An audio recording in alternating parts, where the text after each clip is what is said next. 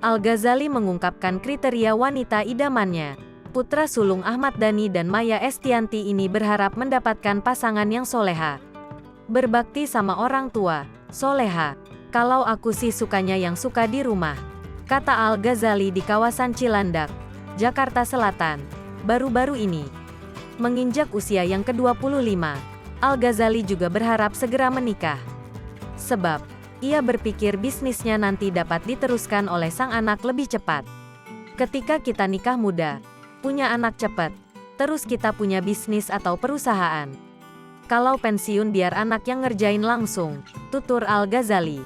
Keinginannya ini pun sudah mengantongi restu dari sang ayah, Ahmad Dhani. Kalau ayah sih yang penting anaknya bahagia, dia bahagia, pungkas Al-Ghazali. Seperti diketahui, Al-Ghazali kini berstatus lajang. Sebelumnya ia sempat menjalin asmara dengan Alisa Dagais selama bertahun-tahun.